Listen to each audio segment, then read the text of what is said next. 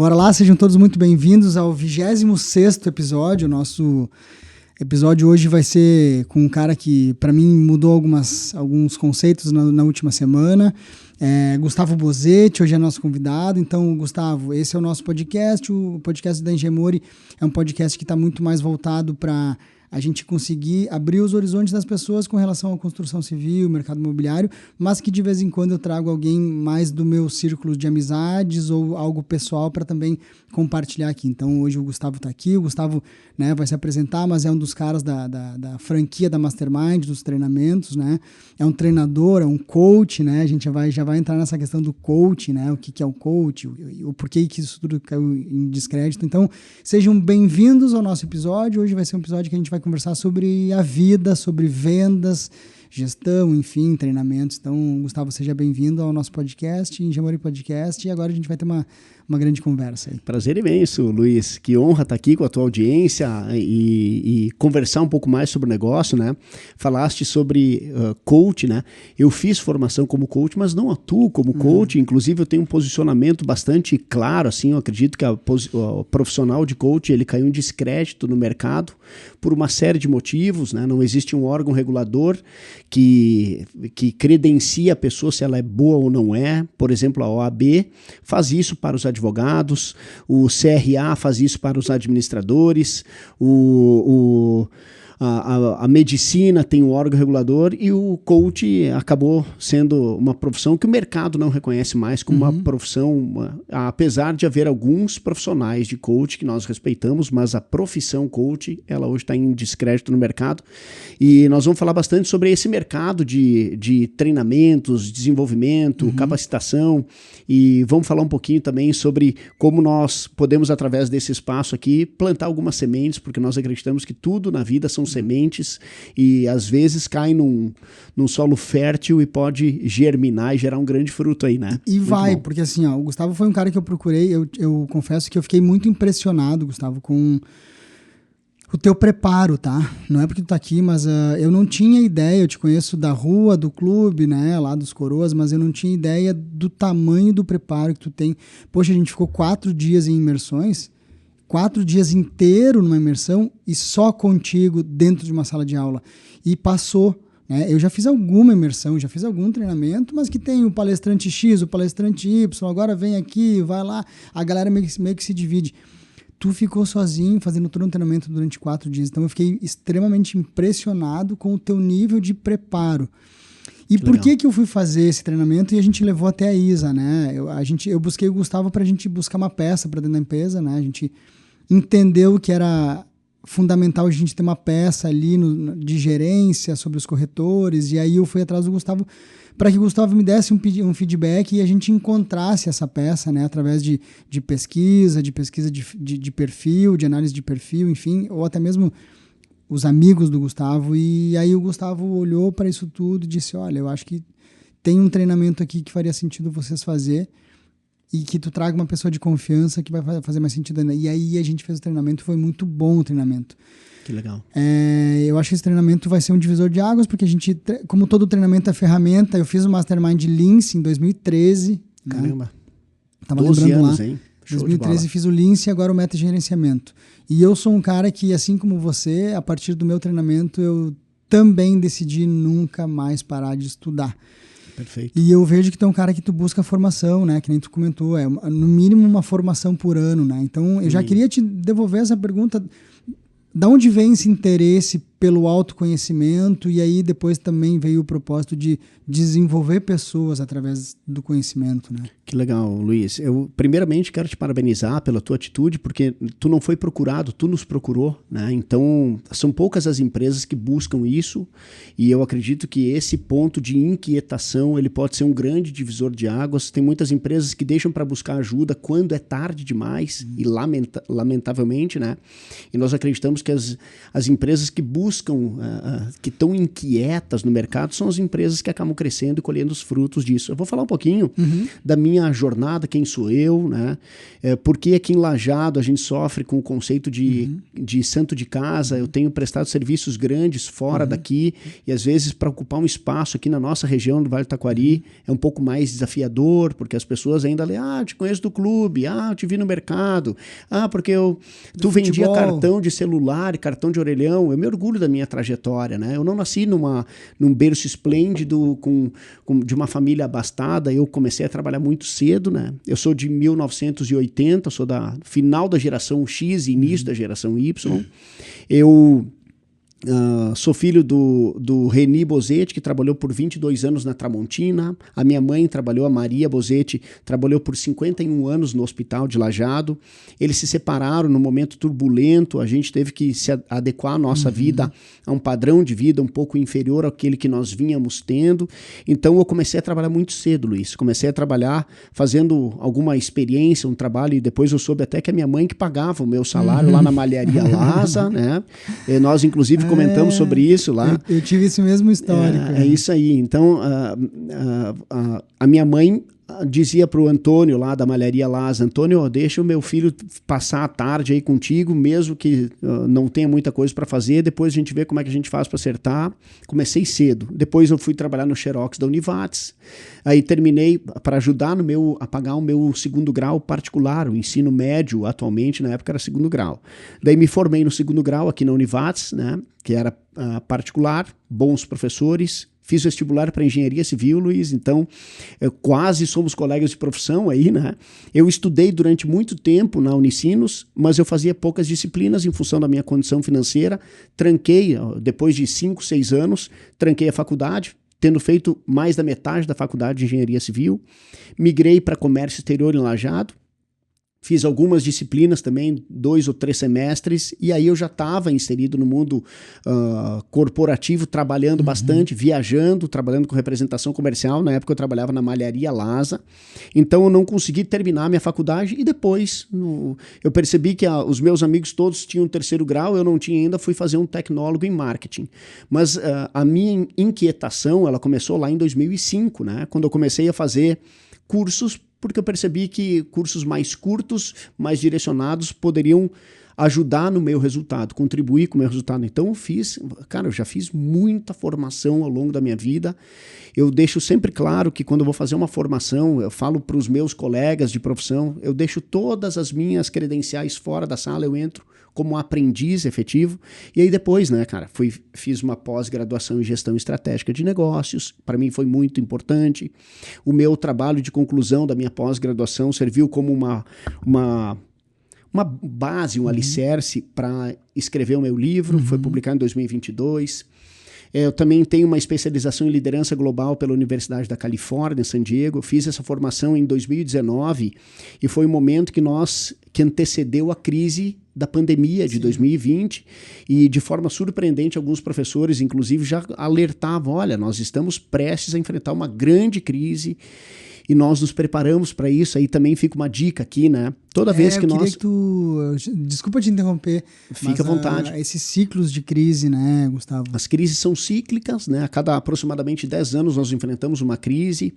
Depois da Revolução Industrial, depois da Revolução Burguesa, né? Da queda da Bastilha, 1789, a Revolução Francesa, as crises, a crise da segunda década do século, ela normalmente é uma grande crise. Foi assim na segunda década do século XIX, foi assim na segunda década do século XX, foi assim na segunda década do século XXI. Né? Nós tivemos a quebra da Bolsa de Nova York, 1929, que todos nós até hoje lembramos, a Grande Depressão Mundial. Nós tivemos o marco da crise da pandemia, e os professores alertavam lá na Califórnia sobre esses movimentos cíclicos. Fica uma dica aqui, nós já precisamos nos preparar no momento presente para enfrentar as crises que virão, né? Então tiveram algumas informações que quando as coisas começaram a acontecer, a gente percebeu, cara, nós estávamos no foro certo enxergando o planeta sob um ponto de vista que poucas pessoas tinham condições de enxergar. E aqui vem outra dica na informação. Se tu quiser saber para onde vai o mercado da construção civil de Lajeado, tem que frequentar alguns fóruns onde esse debate é a pauta, né? Se eu quiser saber para onde vai a indústria do Vale do Taquari, a gente tem que frequentar ambientes onde se debate isso, e não só aquele ambiente de lazer, que muitas vezes lá não se debatem com profundidade alguns assuntos, né? E às vezes isso inclusive vai peneirando o nosso círculo de relacionamentos, né? Falamos também sobre isso lá, né, Luiz? Então, com quem nós convivemos é muito importante. Depois eu também fiz uma formação como conselheiro de administração, que para mim foi uma formação importante. Eu já frequento algumas esferas decisórias importantes e ter a formação também foi legal. Fora outras formações que a gente vem fazendo ao longo da vida. Formação em finanças, formação em filosofia, diversas formações que a gente vai buscando ao longo do nosso dia a dia. Eu falo em nome da Fundação Napoleão Hill, né? Napoleão Hill foi um jornalista que publicou esse livro aqui em 1928, né, que é a base filosófica do nosso trabalho. Ele montou um modelo de negócios que atualmente está presente praticamente no mundo inteiro. Aqui no Brasil nós estamos em 23 estados brasileiros e aqui no Rio Grande do Sul nós atuamos desde 2009, ou seja, lá se vão 16 anos trabalhando com o desenvolvimento de liderança, de pessoas. Não se constrói uma empresa nota 10 com pessoas nota 5. Nós sabemos que nós precisamos fazer com que as pessoas evoluam, e eu penso que o ano passado, informalmente, eu fiz uma pesquisa sobre quais são os maiores desafios que você, empresário, enfrenta. E foi quase que unânime a resposta: pessoas. Se eu tivesse o dobro de pessoas, eu teria o dobro do tamanho. Equipamento, a gente consegue linha de crédito, toca, compra. A tecnologia tem desenvolvido no mercado, é só trazer, mas nós não temos gente preparada para tocar. Então é aí que nós entramos contribuindo com a melhoria dessas empresas e dessas pessoas para tocar empresas. Com né? essas dificuldades, né, Gustavo? Perfeito. E o que tu acha que é a maior dificuldade hoje do líder, do gestor, com relação a essa nova faixa etária que vem vindo, essa nova geração que vem vindo? Qual é o maior desafio para o líder e para o empresário, né? A gente fala muito de como lidar com essa geração e que a gente muitas vezes não está nem sabendo como lidar com ela, né? Perfeito. O problema não é a geração que está aqui ou que está vindo, a questão é como a gente lida com ela, né? Então a gente falou muito sobre isso naquela imersão, muito gestão de pessoas, né? De pessoas. Então, o que tu acha que é a maior dificuldade do gestor, do líder hoje, do empresário hoje com relação a isso? Perfeito. Se queixar, está todo mundo se queixando. Agora, são poucas as empresas que têm feito movimentos para parar de se queixar e fazer alguma coisa, né? Se ficar esperando que o mercado forme a mão de obra para nós, vai ser decepcionante. O mercado não vai qualificar a mão de obra para nós. E tem muito empresário que espera que o colaborador chegue pronto, né? A gente fala muito internamente sobre diversas técnicas, ferramentas, mecanismos que devem ser implementados dentro da empresa para que a pessoa entre na empresa, consiga melhorar a si própria, melhorar os seus resultados, tenha um plano de carreira desenvolvido e que ela possa colocar o coração dela dentro da organização, né? E ontem, inclusive, eu fazia uma palestra para um grupo de empresários, uma parceria com um escritório de contabilidade, e eu disse, olha, tem 3 Cs que podem fazer a diferença na hora que tu for trabalhar com as pessoas. O primeiro C é contratação. Nós precisamos ter um bom processo seletivo e contratar pessoas boas.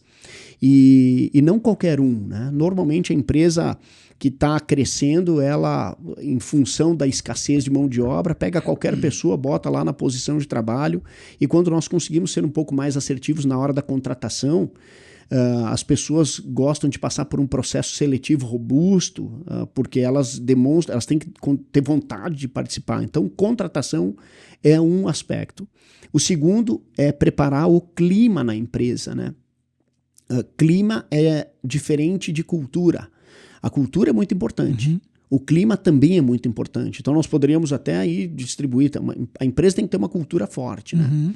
E o clima tem que ser harmonioso para aumentar a retenção desse colaborador. Vamos pegar isso, vamos para a cultura, depois a gente volta. Perfeito. por que hoje em dia é cada vez mais importante que uma empresa tenha cultura mesmo? O que é cultura, né? Cultura é o conjunto de hábitos, rotinas, protocolos, dispositivos que fazem parte da cultura, rituais, tudo que tem ritualística tem vida longa, e uma empresa que tem uma cultura forte fortalece as pessoas que vão chegando. É mais ou menos como a analogia do pássaro e das asas, né? Quem carrega quem? É o pássaro que carrega as asas ou são as asas que carregam o pássaro? É uma troca.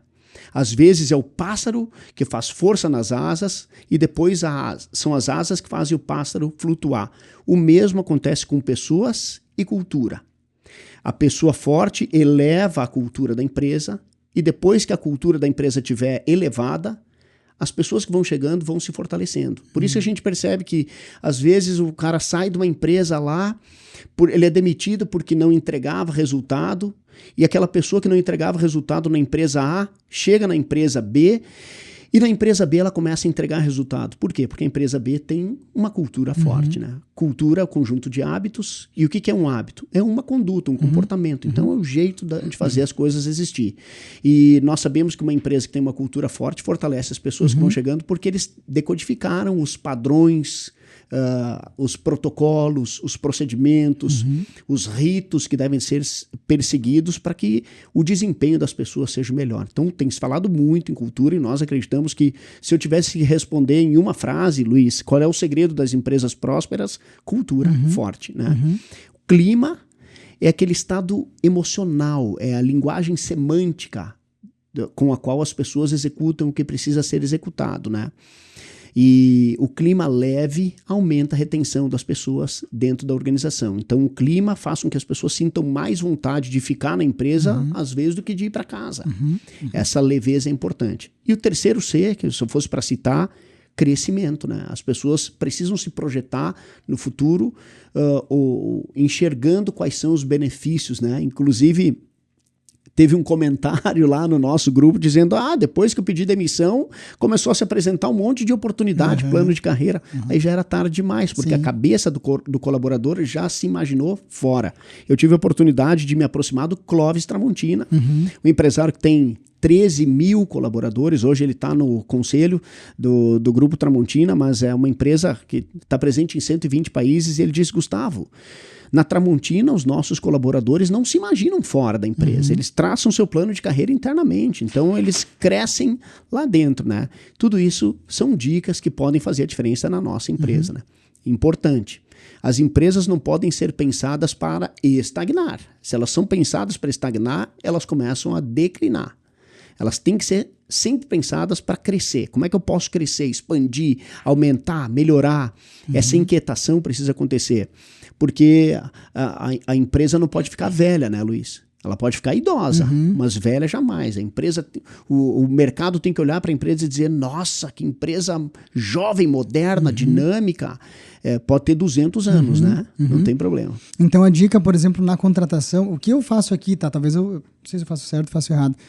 A gente tem muito claro qual é a cultura da empresa, porque bem ou mal ela vem também de cima, né? Dos gestores, dos donos. Perfeito. E nas minhas entrevistas, no meu processo seletivo, eu vou muito a fundo nesse candidato, né? E eu costumo perguntar muitas vezes, se ele faz exercício físico, se ele se cuida, né? Como é que é a questão religiosa dele? Questão de autoconhecimento, se ele lê, se ele não lê. Eu vou aprofundando, porque na minha cabeça, se essa pessoa não tem esses hábitos, ele não vai ter a cultura da empresa. E quem entra sem muito desses hábitos, né? Nós tínhamos o Anthony, que ele disse, cara, é muito engraçado, porque assim, eu não era de academia. E aí eu vejo vocês aqui, todo mundo fazendo esporte, academia, jiu-jitsu, futebol, Eu tô gostando de ir na academia. Pô, eu não gostava de ler. E aí eu vejo vocês com um livro pra frente e pra trás, aqui o Jason, a Su, no intervalo do almoço, aqui lendo, e eu comecei a ler.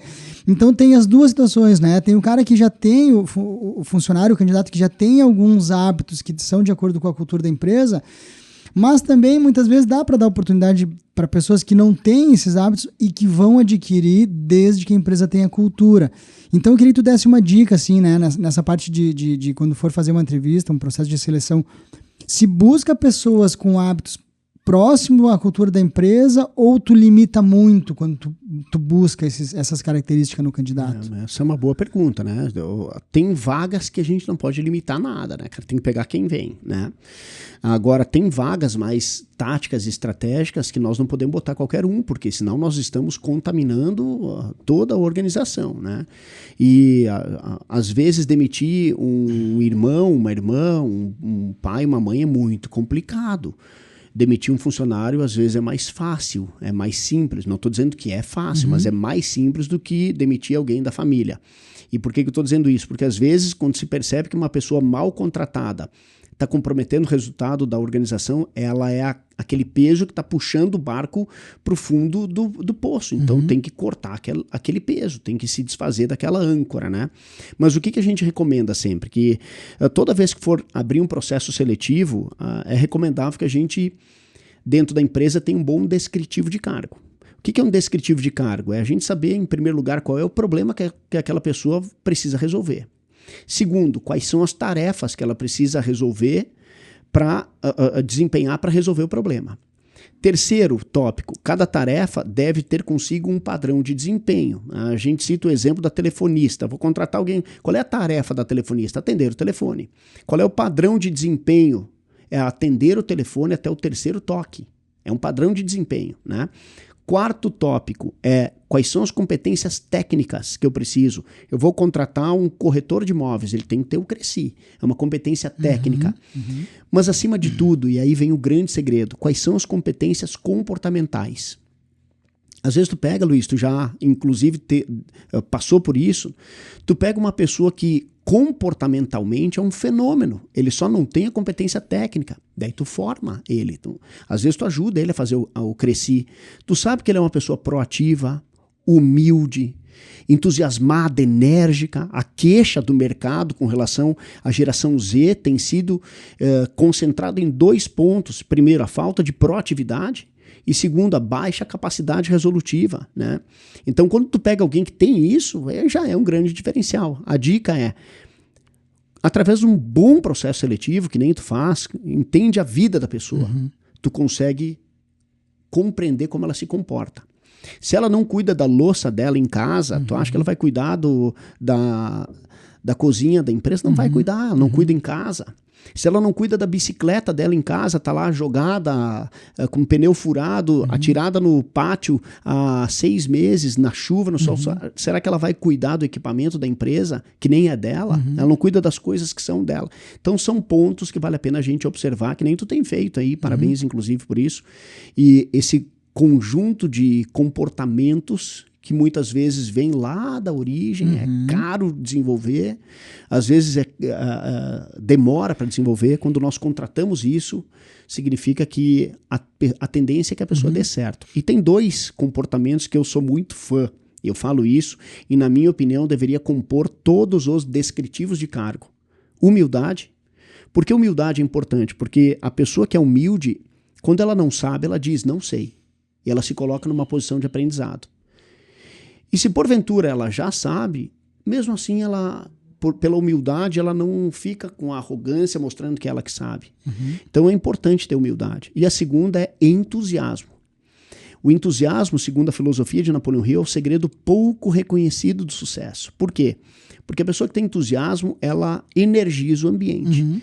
E não existe nada na vida, nada, que formos fazer, desde uma gravação de um podcast, até um reboco de uma parede, uma faxina do banheiro, ou até uma viagem para Dubai, não existe nada que, se nós colocarmos uma dose extra de entusiasmo, não fica melhor de fazer. O podcast fica melhor de fazer com entusiasmo, a faxina fica melhor de fazer com entusiasmo, atender um cliente fica melhor com entusiasmo, rebocar uma parede com entusiasmo, tudo com entusiasmo fica melhor, inclusive as viagens prazerosas da vida, né? Então, humildade e entusiasmo, na minha opinião, não podem faltar para os profissionais. Mas e como é que tu encontra essas características? A gente tá falando, né? Pô, se o candidato não organiza a casa, né? Se a bicicleta tá lá no quintal, tá jogada.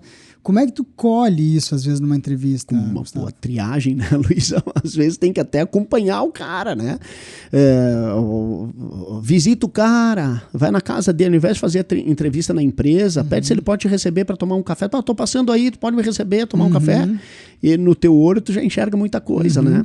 Às vezes numa conversa um pouco mais aprofundada, nós falávamos lá com alguns profissionais de RH que estavam lá na nossa formação também, sobre algumas perguntas importantes que se faz, como se relacionar com os familiares, há quanto tempo, como lida com alguns conflitos dentro do círculo mais íntimo, como se relaciona com os vizinhos, como cuida das suas coisas, são formas de entender se a pessoa tem ou não tem entusiasmo. Ou que não tem alguns pontos, né? Nós estávamos falando lá no treinamento e eu acho muito legal tu abordar aqui, né? Quais são as características que essas pessoas têm e quando elas têm, tu não contrata. Assim. Né? A gente tem aqui, pela cultura da empresa, a gente sempre brinca, tem aquela frase, né? Que é onde se ganha o pão, não se come a carne, digamos assim. Eu aprendi isso lá do meu pai. E eu tenho muito forte isso aqui dentro da Engemori, né? A gente nunca teve nenhum episódio de alguém que se relacionou com um colega aqui, porque eu entendo que isso não tem vida útil, isso não vai para frente. A gente até teve um exemplo essa semana de uma empresa, uma grande empresa aqui da nossa cidade, que teve, e não só uma, tá? Que tá tendo algumas questões assim de relacionamento interpessoal com as pessoas de dentro da empresa. Perfeito. E que coloca muitas vezes tudo a perder. E eu lembro que tu falou que tem 3 situações ali, 3 características, né, nas pessoas que, se elas têm, tu, por favor, não traga para cá, né? E eu queria que tu citasse, né? Isso. Vou citar. Normalmente é um momento marcante quando a gente recomenda isso, né? No nosso treinamento. Tem 3 tipos de pessoas que vão dar problema nas empresas. Não é se, é quando elas têm prazo de validade. Quais são? Vou citar com muito carinho aqui, tá?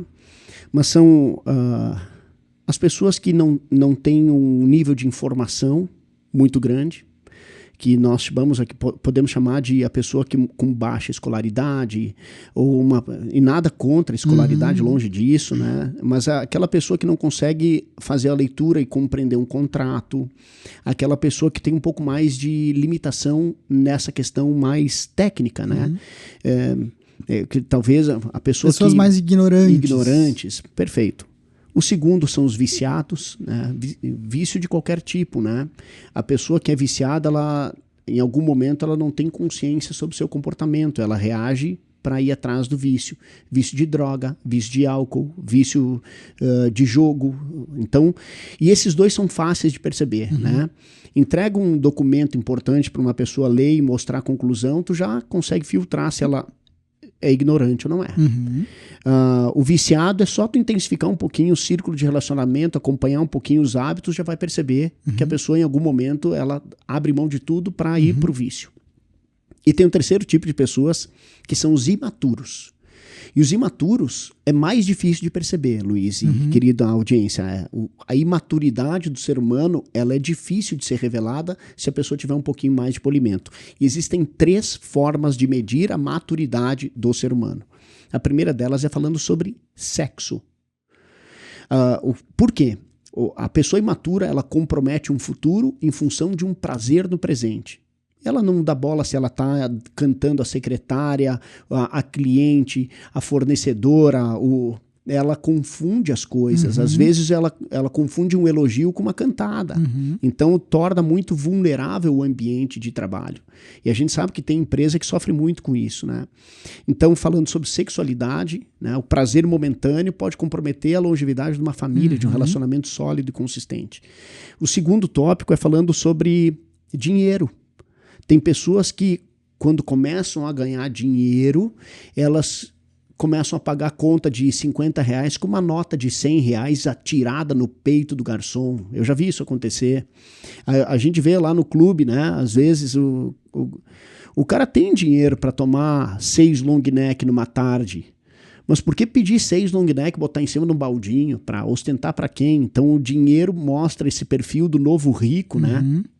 Que é muito revelador, e o dinheiro não aceita desaforo, a gente sabe muito bem. Então, quando se fala sobre dinheiro, tem pessoas que começam a ganhar dinheiro e acham que elas são as donas do mundo, acham que pode comprar o que quiser, né? Então, é um indício que revela a imaturidade. Ali na frente, a duplicata vem, entende? E a terceira forma é falando sobre poder. A pessoa que é promovida, ela começa a pisar nos seus liderados, ela não reconhece a sua origem. Então, são 3 formas de medir a maturidade. Sintetizando, 3 tipos de pessoas que dão problema nas empresas. Os ignorantes, os viciados e os imaturos. E quais são as 3 formas de medir a maturidade? Falando sobre sexo, falando sobre dinheiro e falando sobre poder. Só que já valeu o nosso podcast. Já valeu o nosso podcast, né, Gustavo? Porque o que a gente está falando aqui de ambiente, né? Ambiente. Tudo que tu falou aqui, as pessoas formam nelas mesmas em função do ambiente. A gente no treinamento estava falando sobre quando tu começa a te desenvolver pessoalmente, né? Quando tu começa a frequentar bons ambientes, quando tu começa a entender que alguns ambientes que tu até gostava de ir, os teus amigos ali, quando tu começa a entender que esses ambientes eles não te trazem mais muito crescimento, não te agregam muito, começa a ser uma trajetória às vezes até solitária, né? A gente estava falando que o empresário já é solitário no seu próprio negócio. E muitas vezes, quando ele está em busca de crescimento, de conhecimento, de estudo, né, ele se afasta mais ainda de alguns ambientes que, inclusive, ele gostava, né? Eu estava comentando contigo, pô, tem amigos meus que eu amo de paixão, mas toda vez que eu vou no ambiente ou numa janta é sexo, é falando sobre droga, falando assuntos que há 10 anos atrás eram os mesmos. E aí tu vê que, poxa, as pessoas não evoluem. E é muito triste, às vezes, tu ter que se aproximar, tu ter que se afastar de pessoas que tu ama, que tá tudo bem, mas que tu pensa assim, poxa, eu tô progredindo, eu tô prosperando, eu tô precisando ir pra frente, eu quero ir, mas as pessoas que eu amo muitas vezes não estão querendo ir. E tudo isso é muito questão de ambiente, né? A gente muitas vezes sofre com isso, né? Tu passou um pouco por isso também, né? Tu tem alguma dica que tu pode dar com relação à importância de prestar atenção no ambiente que tu tá e com as pessoas que tu tá?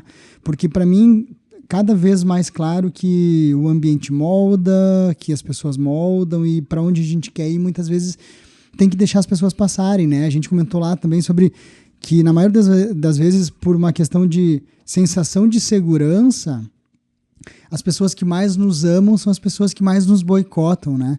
E isso é triste, né? A gente olha para o Instagram hoje, que é uma plataforma de trabalho, tem muito familiar e muito amigo ali que ele não te agrega em nada naquela plataforma, mas para eles, como é algo de diversão, se tu deixar de curtir o cara ou deixar de acompanhar ele, parece que já virou inimigo. E na verdade não, é o cara que não te agrega ali, tu continua amando ele, tá tudo bem, mas ali ele não tá te agregando. Como é que tu pensa isso? Como é que dá para resolver? Realmente o empresário ele vai ficando solitário com o tempo? E como é que se resolve isso, né? Isso é uma dor que eu, particularmente, eu passei nos últimos anos e eu tive que me afastar de pessoas que eu amo, né? E eu tive que dizer não para pessoas que eu amo, eu tive que desconstruir pessoas que eu amo, né? Porque eu via que eram pessoas que, por uma questão natural de querer proteger, não, só um pouquinho, fica aqui, né? Fica aqui, não tenta subir porque vai te dar mal. E são pessoas que nos amam, né? Então, como é que tu lida com isso? É uma ótima pergunta, né? Eu quero responder trazendo um livro que, durante alguns anos, agora os últimos anos, 2, 3 anos, ele foi o livro que explodiu aqui no Brasil, que é um livro de Napoleão Hill chamado Mais Esperto que o Diabo. Eu fiz um estudo profundo sobre esse livro, gravei um resumo do livro para um canal de resumo de livros chamado Resumo Cast. Eu olhei agora, está com 183 mil visualizações só no YouTube, fora no Spotify e nas outras ferramentas. E uma coisa que me marcou muito do livro Mais Esperto que o Diabo foi que, em alguns momentos, tem algumas pessoas com quem nós convivemos, no nosso círculo íntimo, que instalam em nós algumas crenças limitantes. E ele cita 3 aspectos. O primeiro deles são os nossos professores, que pode ser que em algum momento, por melhor que tenha sido a intenção, eles colocam algumas crenças lá no ensino fundamental e o ser humano não consegue vencer aquela limitação ao longo da vida. Ele passa uma vida inteira tentando vencer aquilo. Os nossos instrutores religiosos, independente de qual religião, também colocam algumas crenças em nós que podem impactar o nosso resultado. E às vezes, cara, as pessoas que nos amam muito, os nossos pais, por exemplo, na nossa educação. Eu não estou dizendo que os nossos pais não fizeram o melhor que eles podiam. Eles fizeram o melhor que eles podiam, mas com as condições que eles tinham. E talvez as condições que eles tinham não eram as melhores. E isso é muito profundo. Então, em algum momento, a gente tem que se desvencilhar daquela crença. E a gente só consegue ajudar quem quer ser ajudado, né, Luiz? E às vezes tu precisa te afastar um pouquinho de algumas pessoas, né? Quando tu senta numa roda de conversa e a jornada do empresário, ela acaba sendo solitária por isso, né? Ele tem os colegas do ensino fundamental, a turma do futebol, só que ele foi empreender, correr riscos, tomar decisões e com risco de outro nível, de outro patamar. E quando ele volta para jogar o futebolzinho, a conversa não evoluiu tanto quanto ele evoluiu. E aí ele começa a perceber que, até eu explicar isso aqui para essas pessoas, vou demorar muito tempo. E de forma inconsciente ele acaba tomando decisões muito solitárias. E às vezes é recomendável para que ele troque o foro. Não estou dizendo para deixar de lado as amizades. Nós só não podemos escutar empresarialmente falando, ou o empreendedor não pode ficar escutando aquilo que ele escuta na roda, aplicando aquilo que ele escuta na roda de bar. Então ele tem que saber separar qual é o ambiente e aonde ele está escutando as coisas boas, né? Eu não diria demitir, mas se afastar um pouquinho de alguns relacionamentos e construir outros relacionamentos com pessoas que têm uma mentalidade mais próspera, uma mentalidade mais aberta, pode fazer com que as nossas decisões sejam mais assertivas, porque as pessoas já passaram por aquilo. Então, ou as pessoas estão sofrendo com uma dor muito parecida, então pode ser que aquele foro traga insights, pensamentos, janelas de solução que a outra roda de conversa não tinha, né? Então, o ambiente molda muito, né? E o ambiente molda. Às vezes é mais fácil trocar o ambiente do que querer mudar todo mundo do ambiente, né? Porque tu passa muitas vezes a ser o prepotente, né? O arrogante, o cara que sabe de tudo. Então, o livro Mais Esperto que o Diabo, ele traz muito essa questão do estar ser medíocre no sentido de acreditar realmente nas pessoas que mais nos amam e elas têm as suas crenças limitantes lá, e a tendência muitas vezes é elas te puxarem para um ambiente que na cabeça delas é mais seguro, porque não, como é que tu vai para lá? Como é que tu vai trocar de emprego? Porque tu vai sair da Tramontina de 20 anos e vai começar a prestar consultoria, tu é louco, tu é maluco? Então, no inconsciente deles, eles querem te preservar, então eles te colocam aqui, não, fica aqui, fica lá, né? Carteira assinada, CLT. Então, eu acho que o empresário tem que ter muito bem claro que ele tem que buscar conhecimento, que essa busca do conhecimento ela pode trazer algumas dificuldades no relacionamento dele com familiares, amigos próximos, né? E aí isso tem um link muito, muito grande com a questão da pirâmide da empresa, né? A questão mais operacional, mais tática, mais estratégica. Eu quero tirar um pouquinho, mudar um pouco de assunto, eu quero ir para essa questão das vozes lá em cima, né? Eu gostaria que tu explicasse para o empresário, porque aqui tem profissionais vendo a gente de todos os ramos e setores. Eu queria que tu explicasse essa questão, muitas vezes, de quem não presta contas, e a importância de ter, muitas vezes, de se criar um conselho em cima do empresário ali, para ter para quem jogar, ter para quem dividir. Então, eu queria que tu falasse um pouquinho essa questão Espetacular. Das vozes, né? Assembleia de vozes. Assembleia, né? De vozes ali que são ocultas, né? Então, show de bola. Por que é importante para o empresário que está lá no topo da pirâmide, mais no nível estratégico, ter para quem se reportar também? Perfeito. Nós temos que sempre enxergar o CNPJ como um ser vivo, né? E tem muitos empresários que confundem o CPF com o CNPJ. Essa empresa é minha, quem manda aqui sou eu, quem toca ela sou eu. E essa pode ser uma armadilha, né? E aí eu quero falar um pouquinho sobre problemas de empresas. Empresa pequena costuma sofrer com algo chamado fluxo de caixa. É quase redundante se transitar pelo mercado e visitar uma empresa pequena e perguntar, cara, vocês estão sofrendo com fluxo de caixa? É quase a mesma coisa, né? A empresa pequena sofre com isso. A empresa que já não é mais pequena, mas ainda não é grande, costuma sofrer com o conceito de construção de cultura. Nós temos um monte de empresários que já são bem-sucedidos, já têm carro do ano, filhos formados nas melhores faculdades, apartamento na praia, moram num casarão, mas não prepararam a sucessão. É a empresa que não construiu cultura, que possa o dono, o sócio fundador sair da operação e passar para os profissionais tocar. E empresa grande costuma sofrer com comunicação. Existe um mito que apenas empresas grandes devem ter um conselho. E nós somos contra isso, tá? Nós, inclusive, acreditamos que as empresas, quando elas querem crescer, elas precisam ter um grupo de pessoas que se responsabilize pelas melhores decisões para a empresa. E aí vem aquela frase que tu acabaste de falar, né? Empresário que não tem para quem prestar contas, não presta contas. E por não prestar contas, ele pode colocar a empresa em maus lençóis. Ele pode colocar a empresa em armadilhas. Se alavancando demais, entrando num segmento que não pode, trazendo um familiar para cuidar de um setor da empresa que não tem a competência adequada para a empresa. Então, se recomenda que, de forma periódica, esse empresário mostre, olha só, o nosso planejamento estratégico da nossa empresa é este, e nós, nesses últimos 30 dias, percorremos tanto deste plano. É alguém pensando o CNPJ. E aí, como se concebe isso? A recomendação é que se tenha um grupo de pessoas, uma assembleia de vozes, que nós também podemos chamar de conselho consultivo. Qual é a diferença do conselho consultivo para o conselho administrativo? O conselho administrativo é o acesso à lei, né? O conselho consultivo não é acessado pela lei, e o conselho administrativo ele é acessado pela lei, inclusive ele coloca em risco o seu patrimônio físico, né?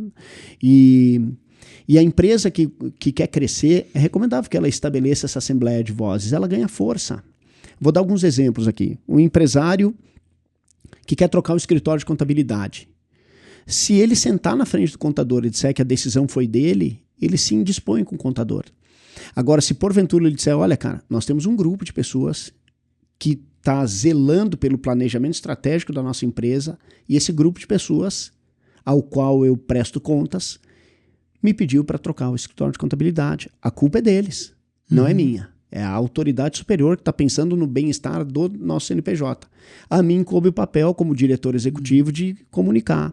Tem que demitir um funcionário que tem 30 anos de casa. Quem demite é a assembleia de vozes. Se o cara está sendo improdutivo, e aqui também tem uma confusão de mercado, quem disse que o cara que está 30 anos na empresa é um bom funcionário? O tempo de casa, sozinho, ele não diz nada. Ele pode, inclusive, dizer que a empresa é muito ruim. Se o cara é improdutivo há 30 anos, como a empresa não enxergou isso antes? Né? E agora, se o cara está 30 anos dentro de uma empresa que não mede só o tempo de casa, mas um monte de fatores, e produtividade, entrega, e esse cara está há 30 anos sustentando uma grande entrega, opa, passo a admirar a empresa, porque conseguiu reter aquele talento. Tem que demitir esse cara se os guardiões do planejamento estratégico, que é a assembleia de vozes, tomar a decisão por demitir, cabe ao diretor executivo ir lá e fazer a demissão. Inclusive, isso blinda para a pessoa não leva para o coração, né, aquela demissão. Então, sempre é recomendável que as empresas que queiram crescer estejam bem assessoradas por uma assembleia de vozes. Eu tenho ajudado muitas empresas aí a conceber isso, faço parte de algumas, a gente percebe o crescimento. Né? Rede de supermercado, quantas redes de supermercados nós conhecemos que cresceu 12 vezes em 10 anos? Né? Eu conheço. Né? Quantas empresas a gente conhece aí de prestador de serviço que conseguiu crescer 30 vezes em 8 anos? Eu conheço, porque esses empresários tiveram a grandeza de construir essa assembleia de vozes e entregar para essa assembleia de vozes as melhores decisões para esse grupo de pessoas. Ele também se sente protegido e orientado na execução do dia a dia, né? Sim, eu tinha muita essa dificuldade. Toda vez que eu ia ter que desligar alguém, era complicado para mim, porque normalmente eu que contratava, né? Então eu sempre contrato, né? Eu sempre tive que dizer, olha, não sou eu, né? É a empresa que olhou para isso, né? Então, eu te devolvo, quando a gente fala de um bom funcionário, né? O que é um bom funcionário? Com relação a gente falou muito sobre liderança, gerência, né? Quais são as características de um bom líder? Quais são as características de um bom gerente, né? Então, o que é ser um bom funcionário hoje? Quando nós falamos de um bom funcionário, um bom colaborador, é aquele que performa. E quando nós falamos sobre performance tem a ver com entrega. Então, como eu sei se o funcionário é bom ou não é? Eu tenho que olhar para o resultado que ele está produzindo, para a entrega que ele está fazendo. Então, é muito simples. Sem romantismo, bom funcionário é aquele que entrega. Agora, quando a gente percebe como é que eu formo um bom funcionário, não é tão simples. Porque as pessoas são diferentes umas das outras. E nós sabemos que tem funcionários, colaboradores que são muito bons tecnicamente, mas não sabem se relacionar com outras pessoas. O que nós temos que fazer? Nós temos que dar um banho de loja e ensinar esse cara a se relacionar com as pessoas, porque a entrega dele vai ser impactada exponencialmente pela sua capacidade de se relacionar. Eu faço isso há 16 anos, Luiz. A gente já viu cada coisa aí. Nós temos, talvez o maior cliente do Brasil, do Mastermind, seja Carmen Steffens. E por que ele se tornou o maior cliente do Brasil do Mastermind? A Carmen Steffens hoje está presente em 19 países, tem 590 franquias, tem milhares de funcionários. Porque o Mário Spaniel, que é o sócio fundador, no momento disse, cara, o que aconteceu contigo? Que banho de loja foi esse que tu tomou?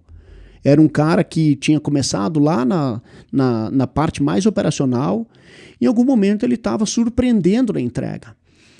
Aí ele disse, olha, eu fiz o Mastermind. E o Mário disse, o que tu fez? O que é isso aí? Foi atrás. Até hoje, constantemente, as lideranças da Carmen Steffens são formadas pelo Mastermind. Por quê? Porque em algum momento nós temos que desenvolver essa parte de relacionamento. Outros momentos a gente tem que desenvolver a parte técnica, né? E aí quando a gente fala sobre uma sutil diferença entre o líder e o gerente, né? Nós definimos internamente, para uma forma de trazer clareza e tração para a nossa formação, nós definimos que o gerente cuida mais dos processos, o gerente é o que ocupa a função de gerência e o líder é aquele que cuida das pessoas, que exerce influência. E liderança não é um cargo que se ocupa, como se confunde no mercado, né? Liderança é o exercício da influência. Às vezes tem gente que não ocupa o cargo de liderança, mas exerce liderança. E às vezes é uma liderança negativa, é uma influência negativa. Então, saber lidar com as pessoas são as soft skills, né? E elas podem fazer total diferença nos resultados das pessoas. Não olhar apenas as hard skills, a competência técnica, mas olhar a competência comportamental que a pessoa tem, fundamental para formar um bom colaborador. E né? aí o bom colaborador ele tem essa balança da gerência e da liderança. Exatamente. Né? Ele sabe a hora, dentro do contexto, qual é a hora de gerenciar e qual é a hora de liderar. E quem vai dizer isso é sempre o contexto. Muda.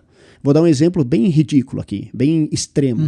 O cara faz 15 anos que trabalha na empresa, nunca se atrasou. Aí ele chegou de manhã, 5 minutos atrasado, de manhã, era para chegar às 8, ele chegou às 8h15, 8h10, 10 minutos atrasado. O gerente dele chega e diz, boa tarde, né? Estragou o cara, perdeu o cara. Ele acertou durante 15 anos o tempo todo o horário, ele fez tanta coisa, e aí quando ele percebe que ele cometeu uma pequena falha, às vezes por um motivo honroso, cara. A filha sofreu um acidente, caiu, ele teve que cuidar, botar gelo na testa, ele se atrasou. Pode acontecer. Aí ele recebe um boa tarde quando ele está chegando.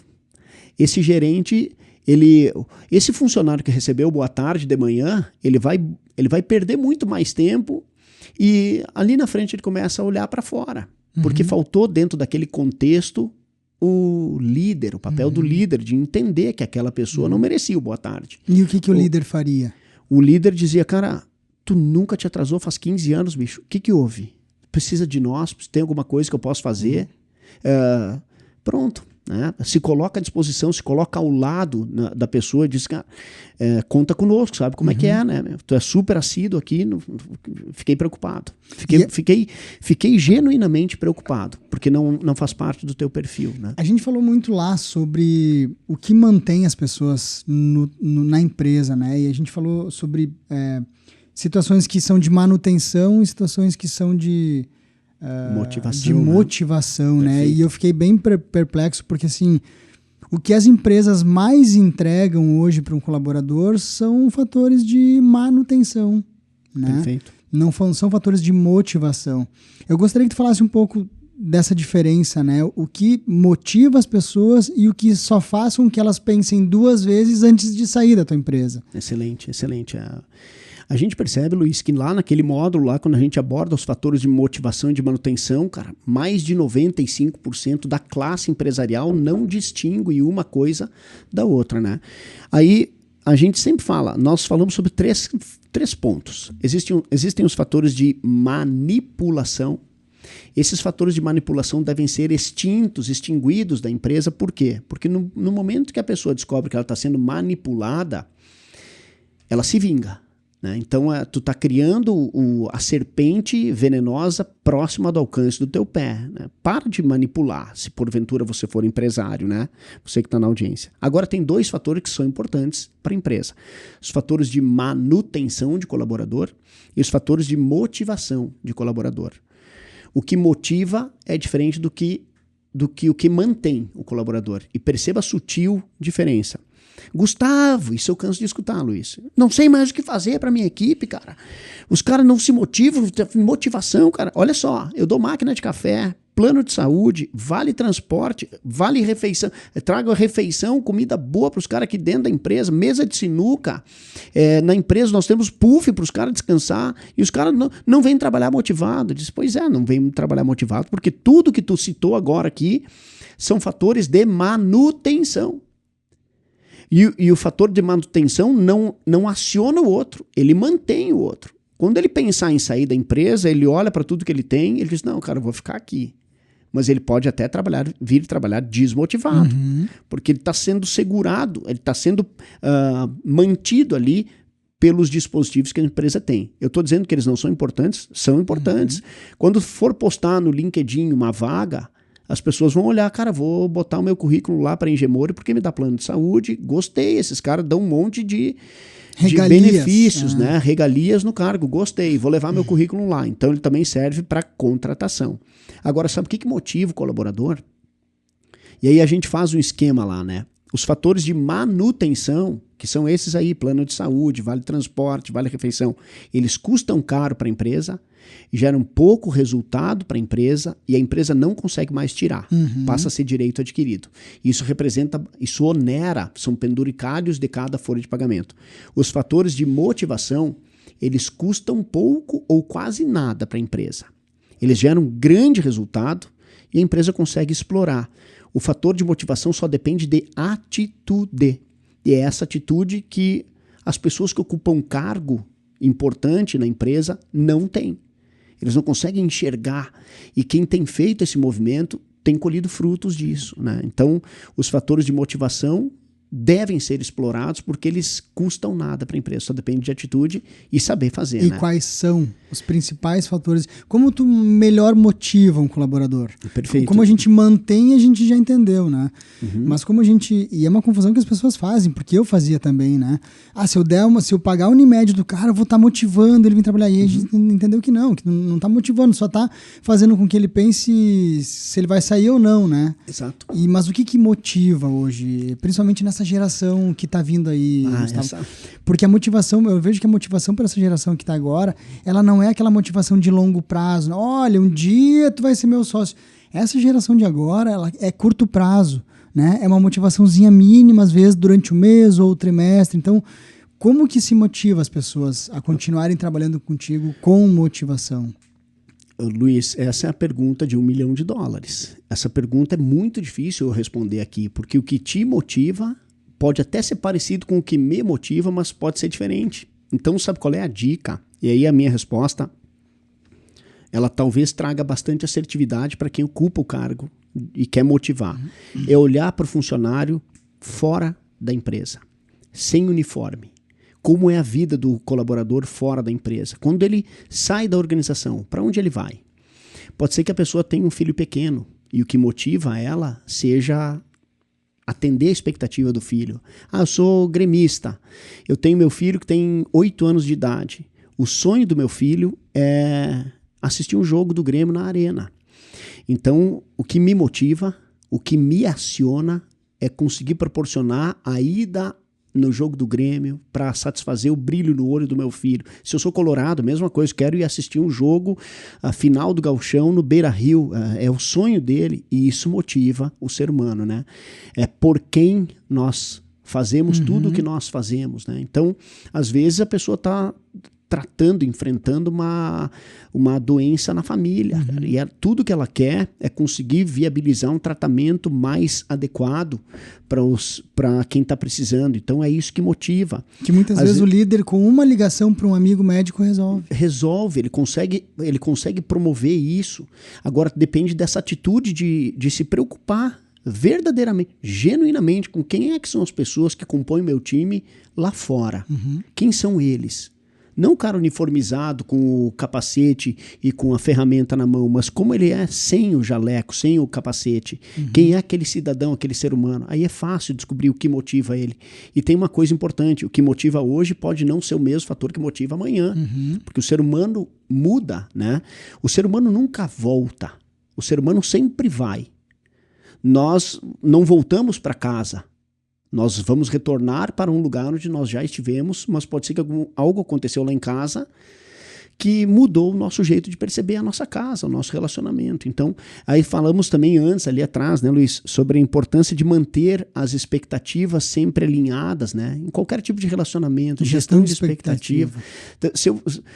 Gestão de expectativa é o que faz a diferença. Gestão de expectativa com o cliente, com o colaborador, no casamento, é gestão de expectativa, cara. Às vezes um tá crescendo no casal, um tá evoluindo, prosperando, se desenvolvendo, e o outro tá estagnado, cara. Essa distância de expectativa, essa expectativa frustrada, faz o relacionamento terminar. Muda objetivos, né? Muda objetivos. A gente faz bastante gestão de expectativa com o nosso cliente aqui, porque o cliente de obra, primeiro que a obra ela é sempre longa, né? A gente fala em meses de obra. E como ele é leigo, muitas vezes ele passa na obra, uma semana não tinha ninguém. Né? Ele, passei lá, não tinha ninguém a semana inteira. A gente faz muita gestão de expectativa aqui, porque no nosso cronograma, aquela semana que não tem ninguém ali, ela faz sentido, porque só daqui a 2 semanas vai entrar aquele prestador, ou só daqui a 3 meses vai entrar as esquadrias. Então, a gente faz muito essa gestão de expectativa. Só que como lidar com a questão do elogio, ou né, do que motiva o funcionário quando a empresa tem 1000 colaboradores. Então, Gustavo, a gente poderia ficar horas aqui, a gente já está quase 1 hora aqui, e eu procuro fazer o meu podcast do jeito que eu consumo, ou seja, eu não consumo podcasts muito longos. Perfeito. Mas eu acho que para a gente fechar, a gente poderia trazer a analogia do panetone. Foi muito importante para mim, né, a questão dessa história do panetone, e aí como que tu consegue olhar genuinamente para um colaborador quando a empresa tem mais de 1000 funcionários. Perfeito. Porque quando a empresa tem pouco funcionário, como o Engemor aqui, ok, eu te entendo, eu consigo olhar para cada um e lá no final do ano não dar um panetone, mas dar algo específico. Mas para quem está nos olhando que tem uma empresa aí com 50, 100, 200, 500, 1000 funcionários, como que tu olha para esse camarada e faz com que ele tenha motivação de vir trabalhar ali na tua empresa? Perfeito. A história do panetone foi bem legal. Marca, né? Tem algumas histórias que marcam, né? A história do panetone, todos nós, em algum momento, ou recebemos ou conhecemos alguém que recebeu o panetone no final do ano. E qual é a mensagem que a empresa manda se ela entrega apenas o panetone? Todo mundo entrega o panetone, toca-lhe um panetone na equipe, aí era isso, né? Não tá enxergando o colaborador sem uniforme. Tu entendeu? Agora, olha como é diferente. A empresa tem 1000 funcionários. Eu vou dar um exemplo que nós atendemos a rede de supermercados Nicolini, tá? Eles têm 2.900 funcionários. Vamos dar um disclaimer. Quem é que come o panetone?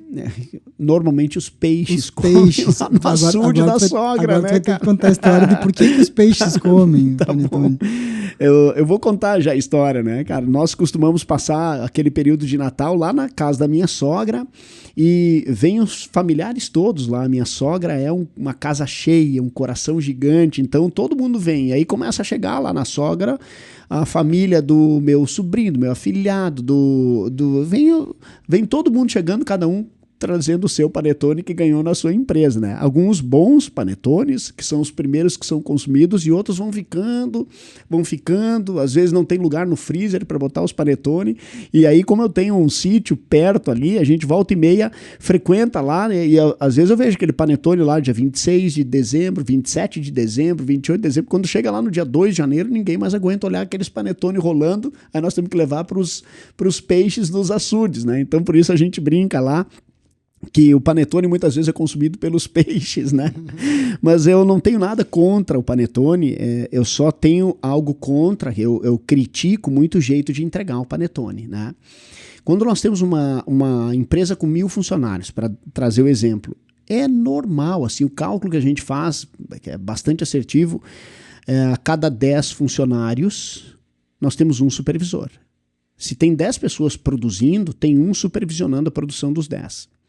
É uma média que a gente vai. Tem empresa que tem menos, tem empresa que consegue ter mais, tá? Mas quando eu tenho 10 colaboradores sendo supervisionados por um, esse supervisor tem que conhecer a jornada desses 10. Ele pode entregar panetone para os 10? Pode. Só que sabe o que se recomenda? Que junto com o panetone ele escreva uma carta, escrita a punho, e pegue lá o Gustavo.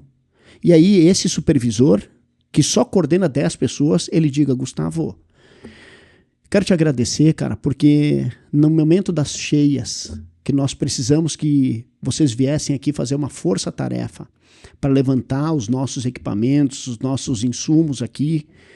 Eu liguei para várias pessoas para vir ajudar, cara, e tu tava com a tua filha com febre, e tu deixou a tua filha em casa com febre, e tu veio aqui me ajudar a levantar as coisas, cara. Muito obrigado. Eu espero que esse panetone simbolize esse momento.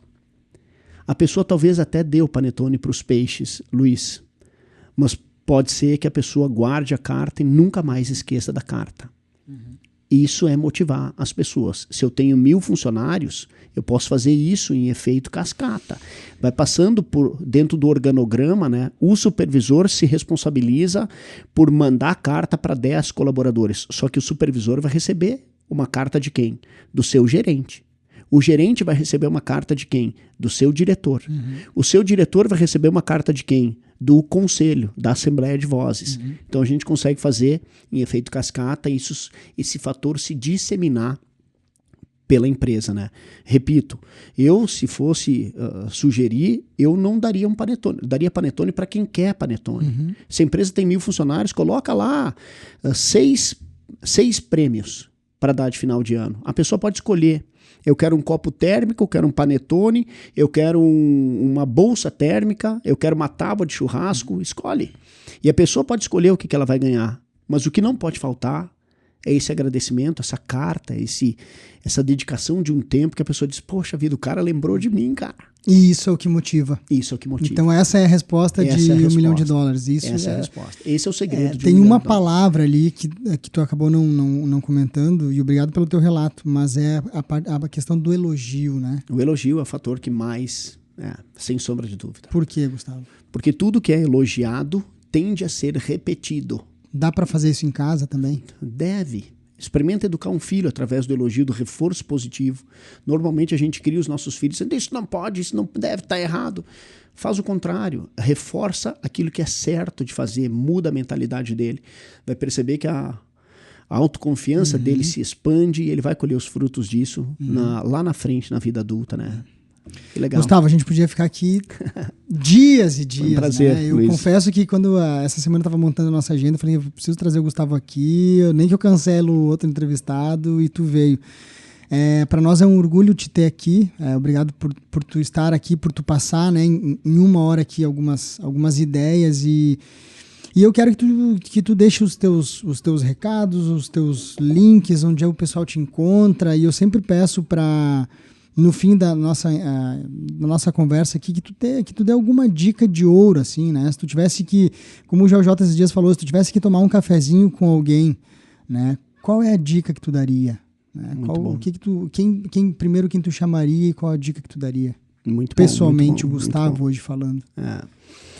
Cara, eu quero agradecer, né, Luiz? Para mim é uma honra estar aqui. E obrigado pela oportunidade. Ainda mais aqui em Lajeado, eu gosto tanto daqui, ter a oportunidade de ocupar esse espaço aqui. Para mim é motivo de muito orgulho. Obrigado de coração. Eu também quero dizer que quem quiser conhecer um pouco mais do nosso trabalho, pode me acompanhar nas redes sociais, @Gustavo Bozetti. Se eu puder dar uma dica para você que está na nossa audiência, cara, dê uma oportunidade de conhecer as nossas soluções. Pode ser que elas sejam pontos de inflexão na tua vida. Eu não faço o que eu faço por dinheiro, Luiz. O dinheiro é importante, mas, cara, se todas as nossas formações, se chegar no final e a pessoa achar que não valeu a pena, nós devolvemos todo o dinheiro investido. Então nós só queremos uma oportunidade, nós temos uma causa justa e nós entendemos que a nossa causa é muito nobre, que é contribuir com a transformação das pessoas.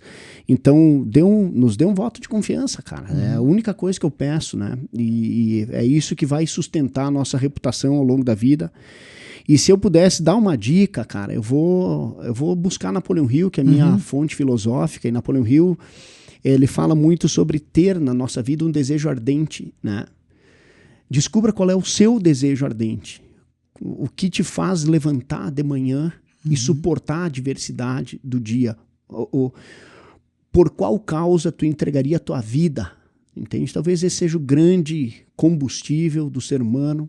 E sempre é hora de procurar. Talvez não seja uma resposta fácil, mas é uma pergunta que nós nunca devemos parar de fazer. O que eu quero da minha vida? Quando eu chegar lá na segunda alfândega, né? O que eu quero que as pessoas falem de mim, como eu quero ser percebido, notado pelas pessoas. Que é o tão falado propósito, né? Propósito, isso aí. E propósito tu não busca, né? O propósito tu encontra. Então, se eu posso dar a minha contribuição com a tua dica, evolua, cresça, se desenvolva, porque tu começa a abrir horizontes e daqui a pouco dá um estalo de dizer, cara, isso daqui é o meu propósito. Né? E o propósito não é só uma questão de, né, uma frase bonita, não, é aquilo que realmente tu está disposto a fazer. A gente vê muita gente trabalhando pelo dinheiro, só pelo dinheiro, e tá tudo bem, porque a gente falou antes que pequenas empresas sofrem com fluxo de caixa, então às vezes o cara está maquinando para poder fazer a máquina rodar. Mas entendam que a vida tem um propósito e vale a pena a gente ficar um pouco atento, porque a qualquer momento pode ser que ele dê o estalo e a gente entenda, cara, esse daqui é o meu propósito. Né? Eu entendi que o meu propósito dentro da construção civil realmente é auxiliar pessoas a ter o seu lar e provavelmente o seu maior investimento ali. Então, Gustavo, obrigado por ter vindo aqui. Eu quero deixar os canais da Engemori também, engemori.com.br. Nós estamos no Instagram, nós estamos no Spotify, no YouTube também. Então, essa é uma conversa que cada vez mais eu vou trazer pessoas que me enriquecem também, não só profissionais. Então, mais uma vez, te agradecer pela conversa. Que honra, e bora lá. Obrigado quem esteve presente até agora. Siga, compartilha, curte e tenta levar isso para o maior número de pessoas, porque o algoritmo entende que quanto mais tu compartilha, o assunto ele tem valor, né? Então, quem puder compartilhar, curtir, comentar, o algoritmo vai nos ajudar a chegar cada vez em mais pessoas. Então, bora lá, valeu e é isso. Obrigadão, valeu. Fechou?